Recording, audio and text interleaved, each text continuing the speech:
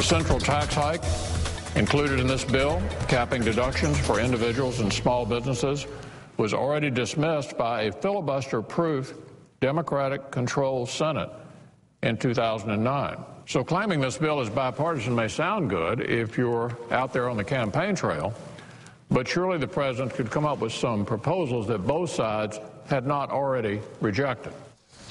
Republican Senate Leader Mitch McConnell rejected President Obama's jobs bill as a political exercise this morning, insisting it is not a serious attempt to bridge the divisions between the two parties. Florida Congresswoman Debbie Wasserman Schultz is chair of the Democratic National Committee and joins me now from Capitol Hill. Hi, Congresswoman. Well, hi. With that kind of riposte to the president, where do we start bargaining? Where are the negotiations going to head? Well, unfortunately, I think Leader McConnell disqualified himself in terms of credibility on any proposal put forward by the president when he said last year that his #1 priority is not putting people back to work and getting the economy turned around, but defeating President Obama. So it's no surprise that that the American Jobs Act or anything that the president would propose would be rejected by Mitch McConnell, because his #1, the only job that he cares about is President Obama's, and the president and Democratic House and Senate members are focused on American jobs. Well, what about some of the elements that he has proposed? What they're claiming are repackaged are certainly ideas that were discussed by the Biden group and other commissions, talking about eliminating deductions for people making $200,000 and more, closing tax loopholes for oil and gas firms, treating hedge fund earnings as ordinary income. I mean, these are ideas that have been out there, but maybe there are only so many ideas, so many ways to close a $4 trillion hole. Well, that's absolutely right, Andrea. And then there's the 100% expensing that the president has proposed, and the reenactment of the payroll tax, and then also adding it on the employer side as well. Investments in infrastructure, fixing bridges, which all over the country are in really bad disrepair. Making sure we can unclog our nation's traffic arteries so that we can get people to where they're going faster, and put the hundreds of thousands of construction workers back to work. Keep the police officers and firefighters on the job, and make sure our schools have really top quality teachers that we're not going to lose because state and local governments are having to lay them off. These should be everyone's priorities, and we should all work together, like the president said. Stop the circus. Put country first, and put partisanship aside. So far, it doesn't seem that the Republicans are willing to do that.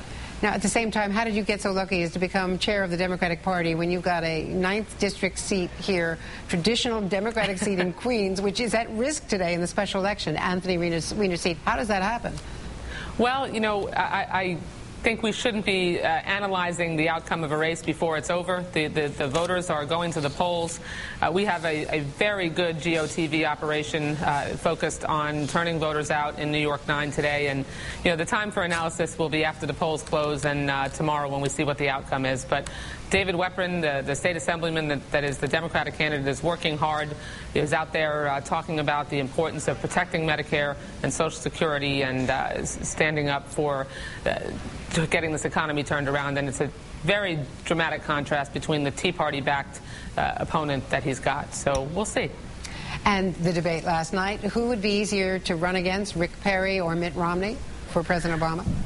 Well, we're not really focused on who would be a better opponent. We're focused on getting people back to work.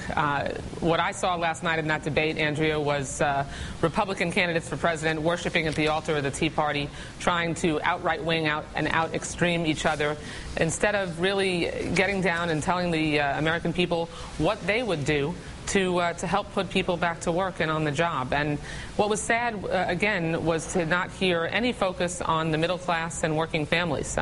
They continue to just be supportive of the status quo and backing up the wealthiest and most fortunate Americans. That is not what I think Americans were longing to hear about last night.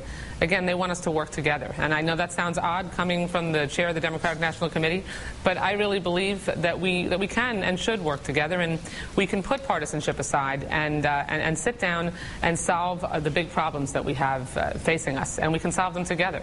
But we need willing partners. And right now, listening to Mitch McConnell and others, it doesn't sound like we have those. So we're going to keep pressing, and I think the American people, our constituents, will keep pushing their members to pass the American Jobs Act, because it's absolutely critical to give a shot in the arm to the economy immediately.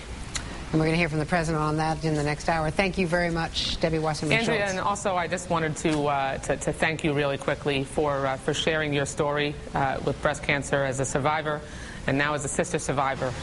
So important for us to, and brave of you, to be public about it so we can raise awareness and help people with early detection.